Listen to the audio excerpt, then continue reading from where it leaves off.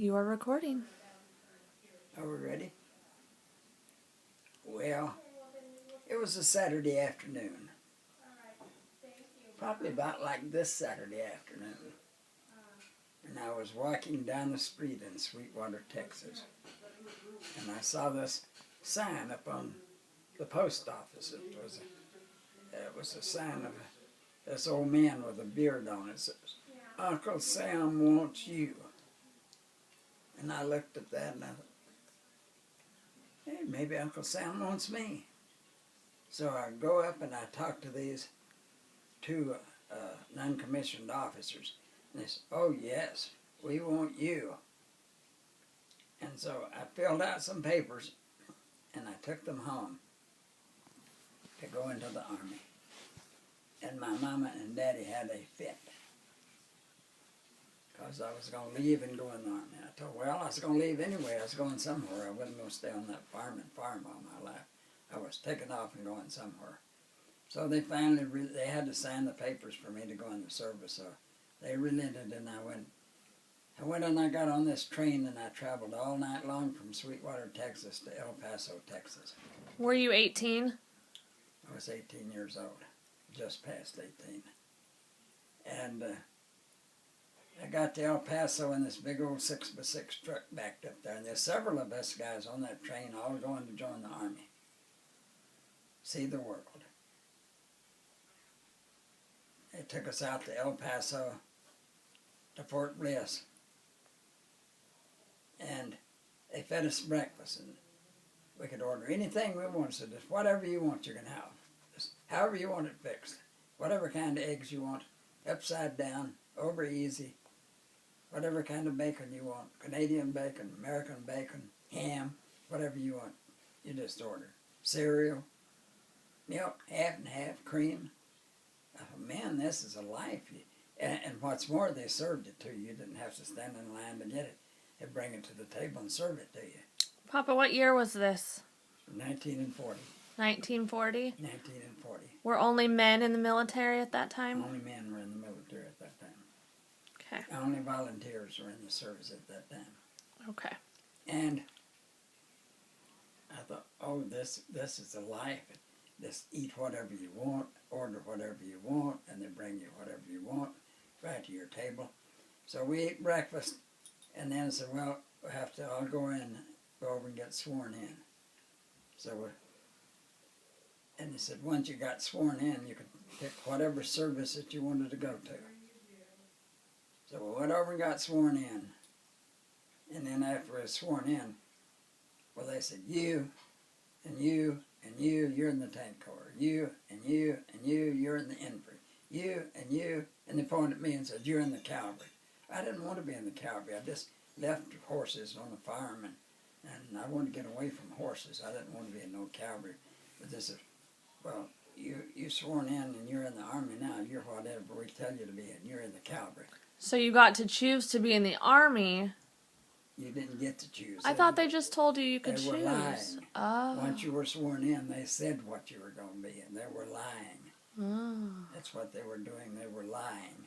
And then after that, after you were sworn in and after they assigned you to the branch of the service you were going to be in, no more did you get to order what you wanted for breakfast. You ate whatever they thrown out at you for breakfast.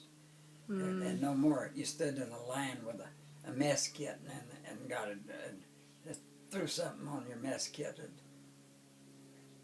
and you eat whatever they put out. No more ordering special stuff. Tricky. Yeah, tricky. They were tricky.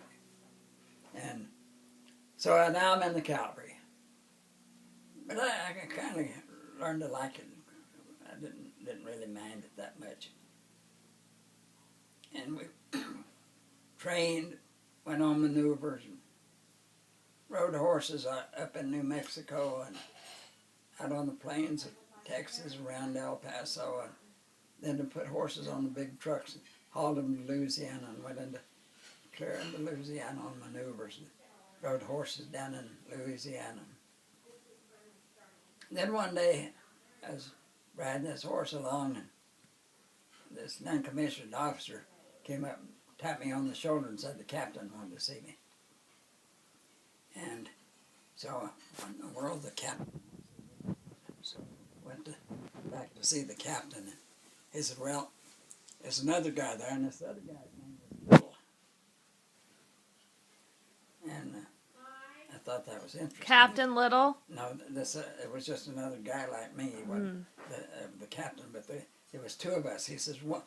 He says, I have an order that I have to send a man to Leavenworth, Kansas, to weaponry school, and so I picked you two, but only one of you can go, and we're gonna flip this coin, and one of you call this coin when I flip it, and the one that wins the flip gets to go to Leavenworth to the military weaponry school, and I won the flip. So I packed all my stuff in my ditty bag, and they put me on a truck and took me into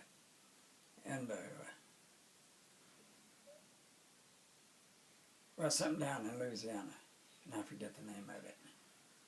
And then I got on this train, and man, I'm really, really up there and the high stuff in the military. I get to ride, and I get a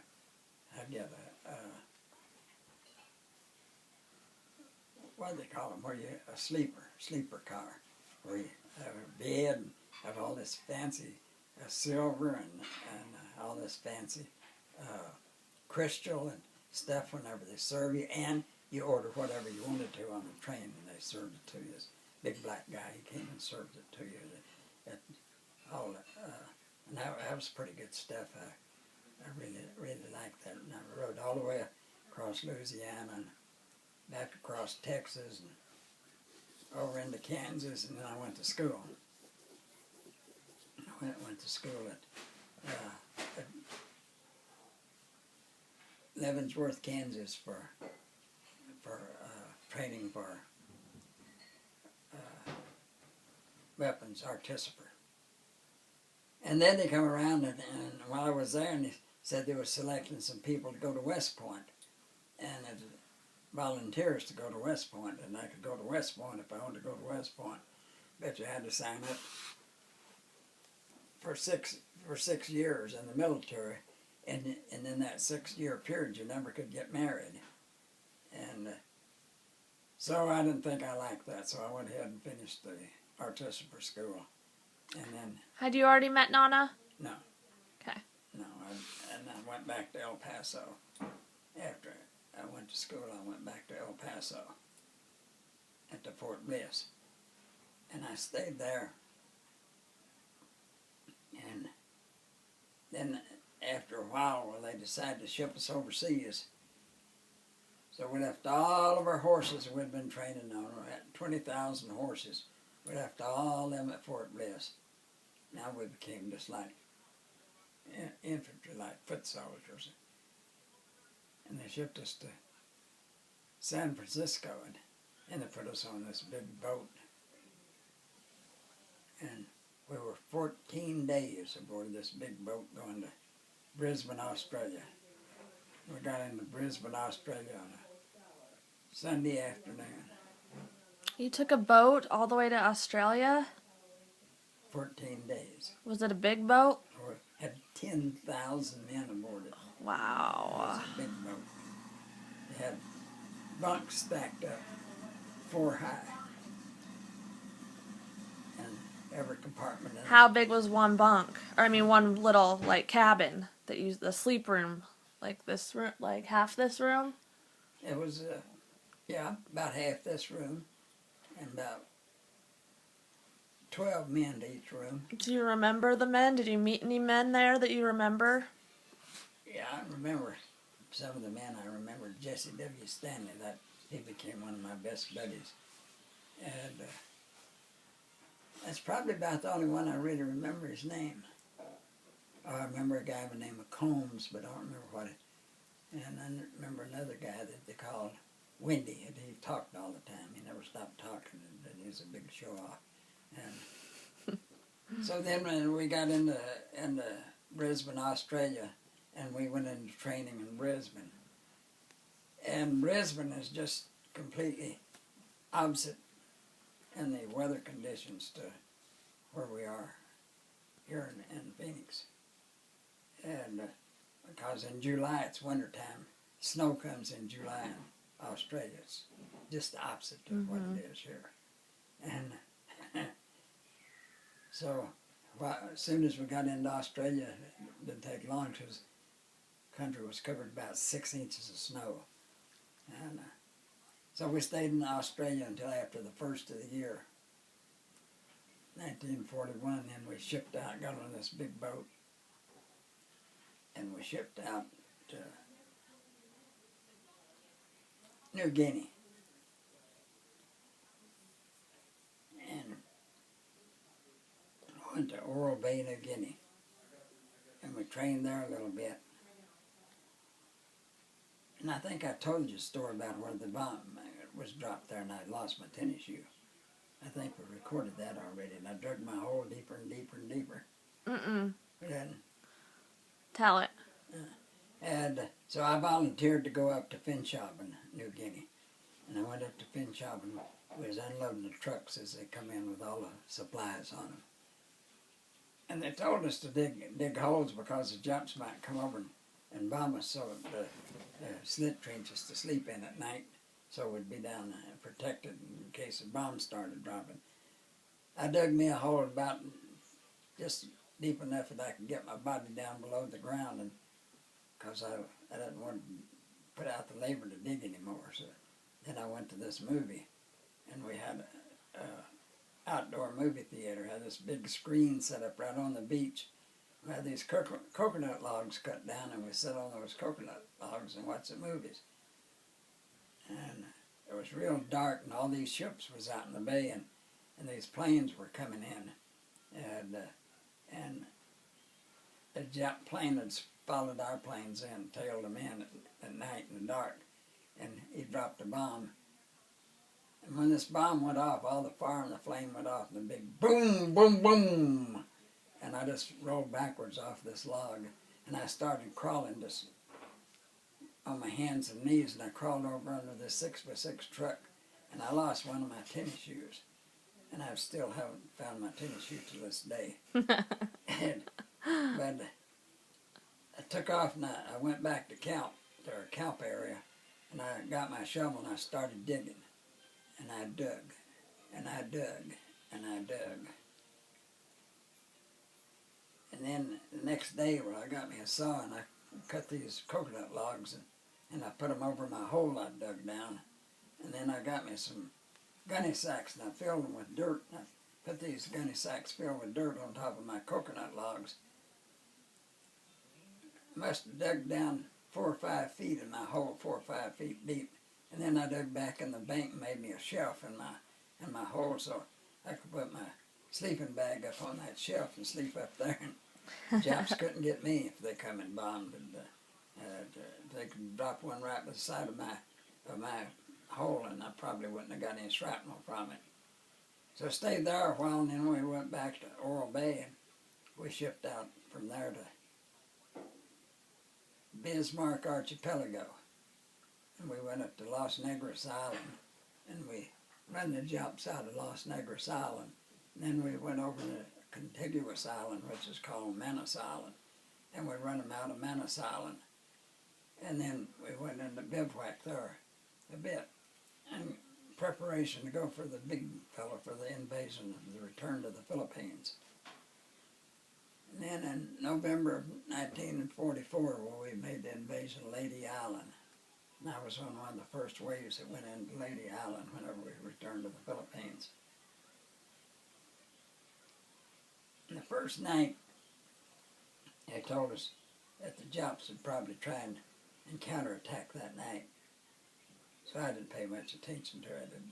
And I just didn't even clean my machine gun.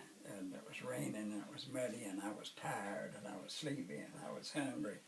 So I didn't even clean my machine gun. And that night the Japs attacked. And one of them was his bayonet, and he came, heard me whenever I was trying to get my machine gun to fire, which had mud in it, and I couldn't get it to put a cartridge in the battery position. And so he heard me over there and he started attacking my foxhole I was in too. And one of my buddies, his name was Combs, said that he shot this jump, and he fell dead right at the foot of my hole.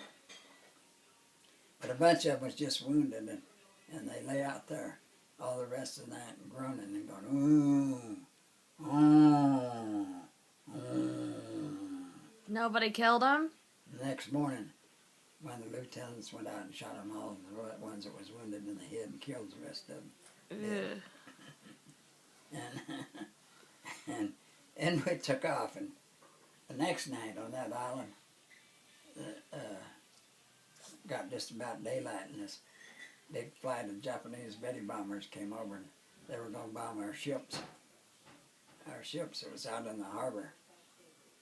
And there's a bunch of F-4F Grumman Wildcats went after them and shot all of them down but one. One crashed on one of our ships out in the bay and set it afire. That's the rest of them, well, those F-4F Grumman Wildcats shot them right out of the sky. And we watched them. I thought it was really interesting watching those dogfights up there shooting those Betty bombers out of the sky. And we went on, and after we ran the jumps off a lady, and we went over.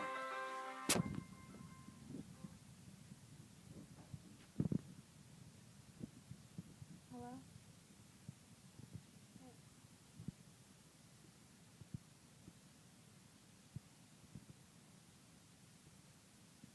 No, call Lisa. I'm in the middle of video shooting. Yeah, I don't care. Call him.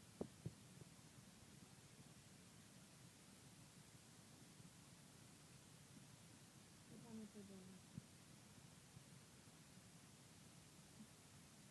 Love you, gotta go. You're ruining my sleep. Okay, bye. Okay. Sorry. And we left lady and went over onto another island. Right now the name of that other island leaves my brain. But then we made preparations for the invasion of Luzon, and that's where the benches of Japs were. And when I went to Luzon, I landed at Corregidor, and this bunch of our ships had been sunk. You could still see them sticking up after of them sticking up in the air where they went nose down in that bay there at Corregidor. And then I went on to Luzon, and we had this big ammunition dump after Japs was all run out of Manila and running away. It was in the hills and caves in the hills, and we had this big ammunition dump set up. This ammunition dump was stacked as high as a house, a couple of 100 yards long and as wide as a house, and we was making preparation. We was going to go and attack those caves in those mountains where these Japs had these big artillery pieces. And about 10 o'clock in the morning, well, they'd been firing over us, way over us, and must have been a mile over us that they were firing. But this morning they started firing closer and closer to our ammunition dump. And so I was running to jump in this hole, and I heard this shell coming,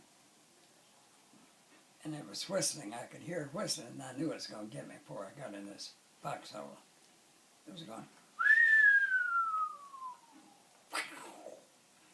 and it hit about less than 6 feet right in front of me. And I saw it as it drove into the dirt and threw the dirt into the gravel, into the air, and blew up and all the fire and stuff, and a piece of it went through my left leg and knocked my legs out from under me. I fell forward. I thought I would have fell backwards, but it knocked my legs out from under me, and I fell forward.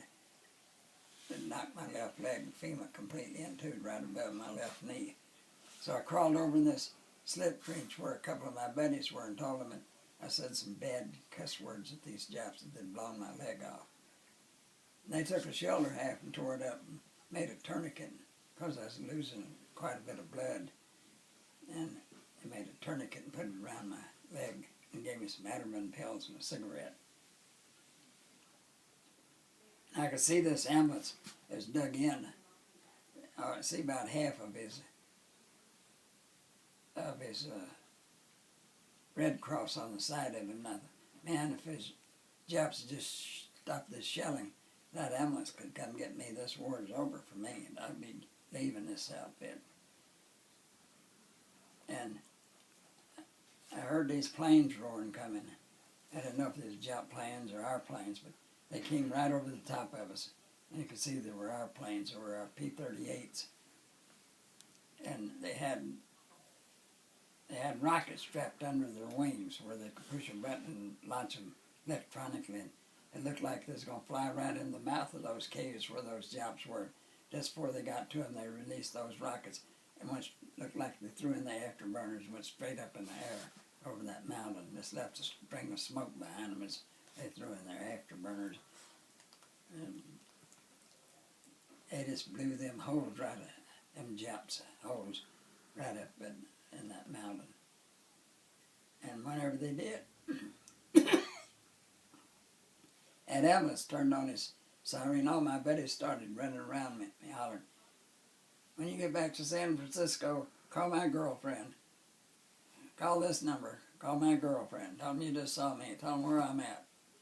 And some of them give me their numbers to call. And his ambulance had turned on his siren. They came up and they picked me up. And they got me a shot of morphine. And I don't remember no more till the next morning. Did you end up calling everybody's girlfriends? Some. That was nice of you. And so then the next morning, when I woke up, well, this colonel was standing beside of my bed. And he said, "Morning, soldier," says, "you want to go to Manila or you want to have breakfast?" I said, "Well, first thing I want to know is what you do with my leg." He said, "Well, your leg's still on your body." I thought he was lying to me because I didn't know how they left the leg like that, because I could turn my toes right around where my heel was, my heel right where my bone was severed completely in two, and how that's going to save my leg. Finally, I got up enough courage to look down. I had a body cast on me completely from my feet clear up under my shoulders all the way. So I finally looked down over that cast and I could see my toes. And I figured, well, if I had toes, and my leg must still be hooked to me. So there's a little bitty plane sitting right outside of that tent, a little L-40. And it's just big enough that just the pilot and me on a stretcher could ride in it. So I said, "Well, I want to go to Manila. I don't want to have breakfast." So a couple of guys got me on a stretcher, went out and let the side of that plane down and set my stretcher inside that plane and locked the side of the plane up. And the pilot jumped in and cranked her up and took right off on the sand on the beach. And we flew to Manila.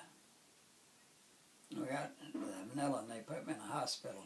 And they started giving me blood. They said they'd give me 13 pints of blood and a blood transfusion the next 3 days. But that night when we got to Manila, the Japs parachuted down on top of the hospital. The guards on the hospital shot them all. They didn't do any damage to us. So then they told me they was going to put a traveling cast on me and send me back to the States. So they put me to sleep and they put a cast on me. And I woke up, and I wasn't in the States. I was back on Lady Island in a great big old tent, and there was hundreds of guys in there that were way worse than I was. They were really, some of them in there really bad. Some of them died. Some of them had their arms. Some of them their legs blown off. Some of them metal in their heads. But I stayed there for 8.5 weeks, and they drilled a hole through my leg, right below my knee, and they put a clevis in there with a pin in it. And they tied a rope in that clevis, and they ran it up over some pulleys over the end of the bed and put 48 pounds of rock on it. And I lay right on my back for all those weeks with that 48 pounds of rock hanging on my leg on that pulley, while it set my leg and waiting for the bones to grow back together. And every 4 hours they give me a shot of penicillin. Every 4 hours, 24 hours a day, 24/7, for all that time, 8 weeks and a half that I lay there, they give me a shot of penicillin. And that's the only thing that saved my leg and keep it from having to be amputated.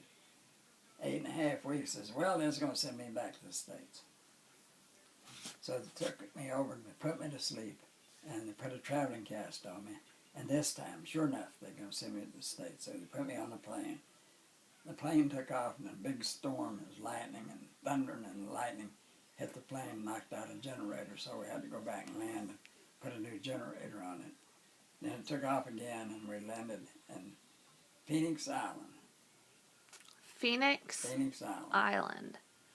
And I got the first fresh eggs that I had eaten in 2 years. And oh, I ate so many fresh eggs. Then they serviced the plane, and then they put me back on the plane, and they flew me to Guam. And the plane landed on Guam Island to service it again. And I had a brother that was on Guam, so I told them, they put us in a holding tent there while they serviced the plane. And I told this nurse that I had a brother there. And she called his unit. And in a little minute, this Jeep pulled up outside of this tent where I was out on this bed waiting for him to put me back on the plane to take me to the States. And my brother was on this Jeep, so he come in to see me. Then he helped load me on the plane. What brother? Arnold. And he helped me load me on the plane, the stretcher to put me on the plane when I was coming home. Big old tears were dripping down off his cheeks because I'm coming home and he's not coming home. Were you relieved to be going home? Oh yeah, I was happy to be going home. You were. But I told him, I said, don't worry, and you'll be out of here by Christmas time because we got them little nips whipped. Of course, I didn't have any idea at that time that they was going to drop the atom bomb on them and end the war. But I just knew that we just about had them defeated anyway. So I left, and the plane landed in the Hawaiian Islands. And this guy in the Hawaiian Islands, he told me, and I got two of the most beautiful sisters in the United States. In Palm Springs, California, and they're going to send you to Palm Springs in the hospital there. You call them up, tell them to come see you whenever you get down there. So they sent me to San Francisco. And then when I got to San Francisco, for free you could call anybody you wanted to. So I called home and told my family that I was back in the States. And did they know that anything that had happened? and then got a telegram that I'd been injured, but they didn't know how bad I'd been injured. And and I called them up and talked to them. And then I stayed there for a while. And then they sent me to Palm Springs. Sure enough, to Palm Springs. Well, they owned a great big hotel in Palm Springs, California. So one of these girls came out to see me and brought me a great big old box of candy. And she was a doll, all right. And so after I was in Palm Springs in the hospital for 6 months. And finally, I got to where I could walk around a little bit on crutches, and they put a big brace on my leg. Big metal brace that went all the way down on my leg, down around my heels, and they gave me these crutches and gave me a furlough, and I could come home. So my family had moved to Phoenix, moved from Texas to New Mexico, and from New Mexico up to Phoenix. So I came to Phoenix to see them then, and I got a furlough. And when I got home, I was shaving. I was in the bathroom shaving, and I looked at, and I was solid yellow. Oh, what's the matter with me? I'm so yellow. So I went out to the hospital to check into the hospital at Lukefield. And they said, oh man, you got yellow jaundice. So they put me on a high protein diet. And then I stayed in the hospital till I got rid of the yellow jaundice. And whenever I got out of the hospital, well, my brothers, they took me, Jimmy and Joe, they were not in the service. They were too young to go in the service. So they took me back to Palm Springs. And then I got another furlough and came home. And while I was home with that furlough, well, I bought myself a car, a 39 Buick. And so my brothers took me back to Palm Springs in that 39 Buick. And they took my Buick back to Phoenix. And then my brother that was in Guam had helped put me on the plane when I left Guam coming back to the States. He had already got discharged and was home before I got discharged, and he used my 39 Buick to come pick me up when I got discharged in Palm Springs. And you know the rest of the story. You want to finish it up on the tape or no? You're all good? And, well, I think we got most of it about when then after Christmas, I started school over at Tempe, and then I met your Nana and got married to her. And that was 65 years ago. And here we are taping this 65 years later.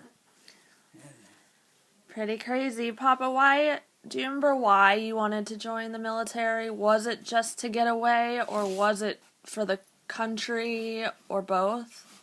well, I wanted to travel. I thought I would be able to travel and see a lot of the world that I'd never be able to see otherwise. And I thought that we was going to have a war, and I thought I was going to be a wild warrior, and I would be able to fight and whip some of the enemy. And I certainly wasn't afraid to fight. And as a matter of fact, that I wanted to go to the Philippines, and before that the Japs ever bombed Pearl Harbor. But at that time, I couldn't go overseas without my parents also signing a release for me to go. Even though I was in the military, I was not 21, so until I was 21, they had to sign.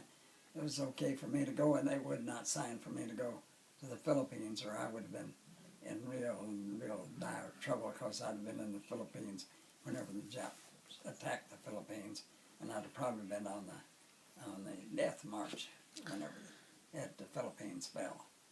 Had you died, would you have thought it was a worthy cause, like worth it, you know? Like, did you believe in the war that much? Oh, at that time, no doubt about it. I hated the enemy, and hated anybody that even thought about attacking the United States. I look at it different today with the military, with the political situation the way that it is, and I feel so sorry for the guys that's in Afghanistan and Iraq today, fighting the way that they got things screwed up. Because when we were in there, we went in there to kill them and fight and win the war. And nobody says, well, you can't engage the enemy. If you saw the enemy, you killed the enemy, or you didn't even try to capture him. You just killed him. But it's different today. I mean,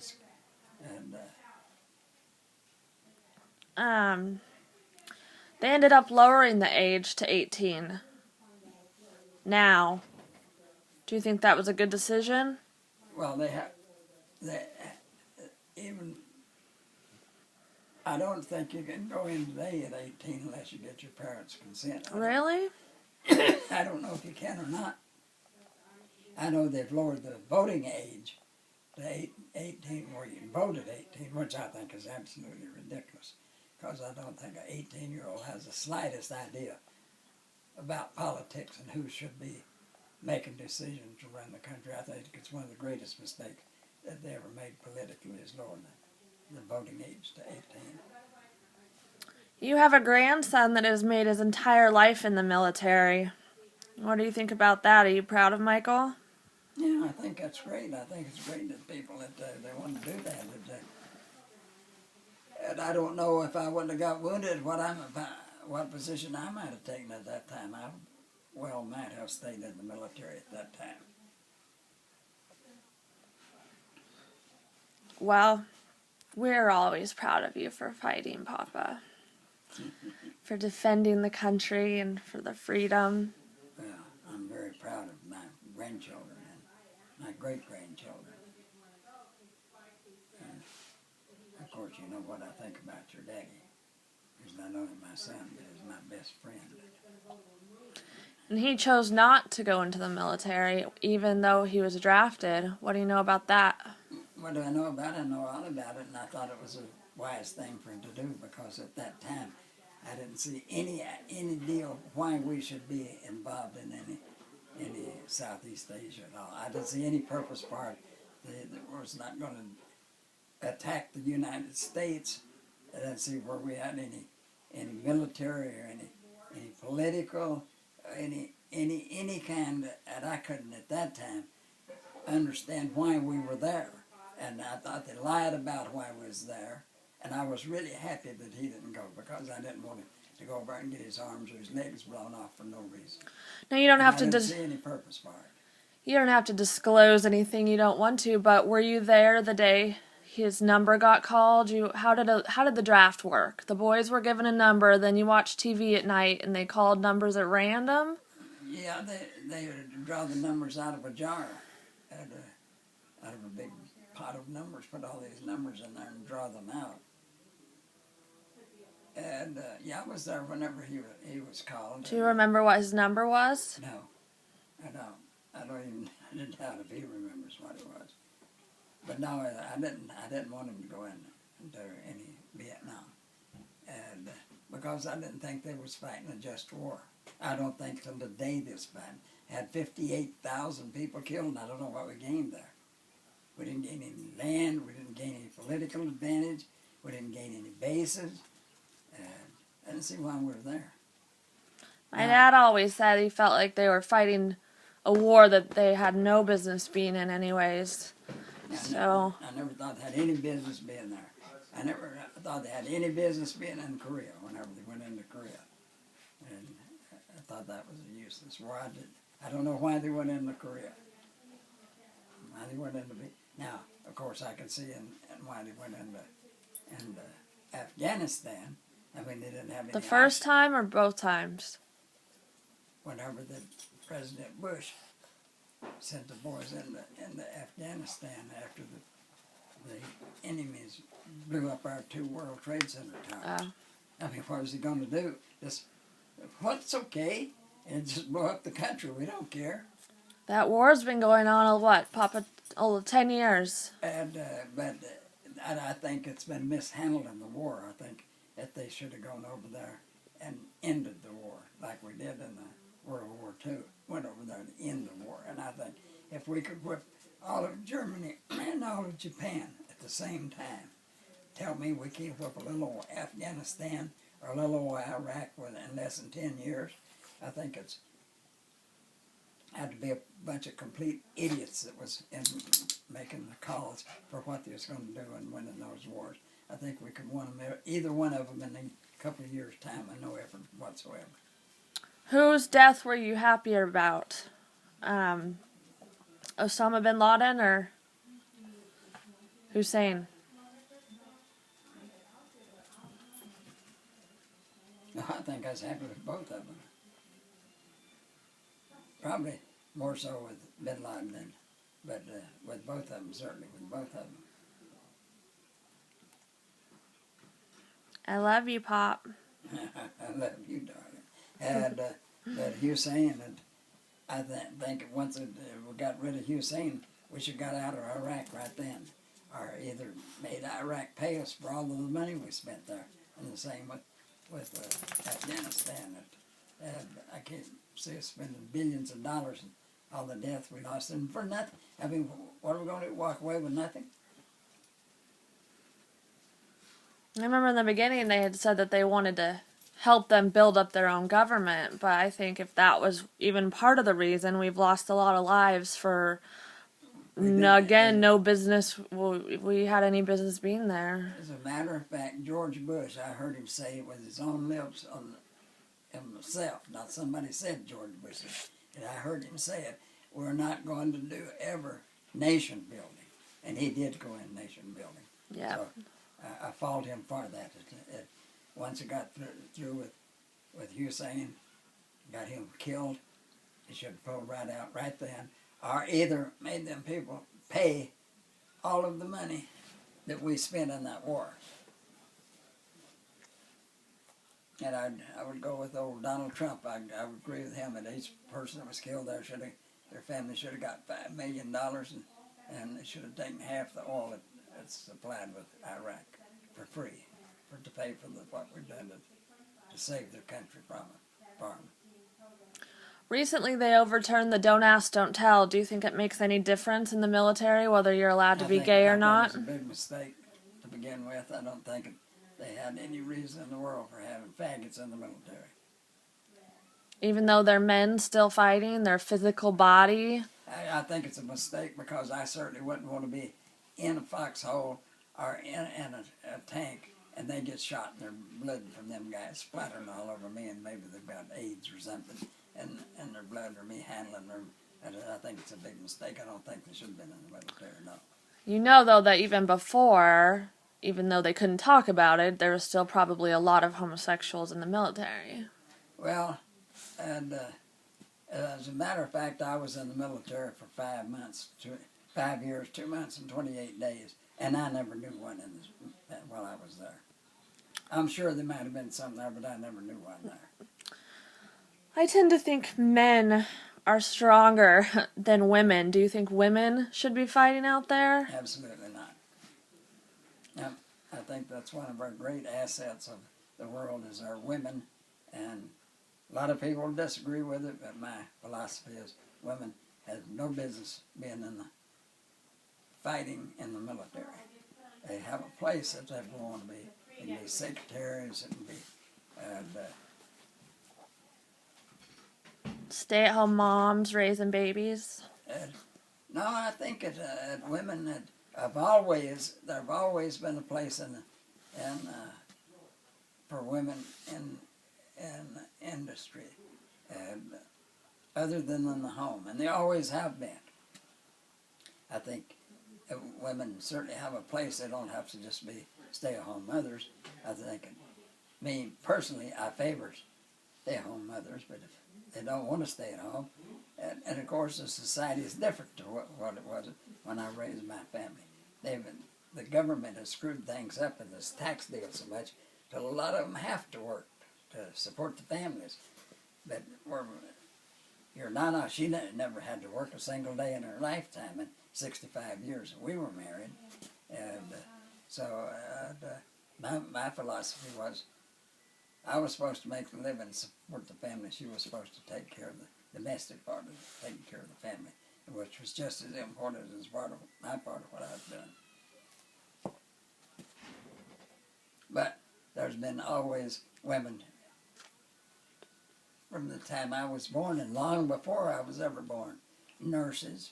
Women were nurses, and they left the home to work as nurses, which they had to have nurses. They left the home whenever they didn't have the sophisticated automated telephone deal. There's hundreds of thousands of telephone operators, waitresses, and of course, it certainly is the fact that women don't have the brain power to do it. That they have as much brain power, more probably than men do. They certainly have the brain power to do it. But I just think that there's a place for women and a place for men. And my philosophy towards women is they're in the home and they use the domestic part of it. And the man does making a living to supply the money that's needed for the family. Anything else you want to talk about with the war? Is that pretty good? I think it's pretty good.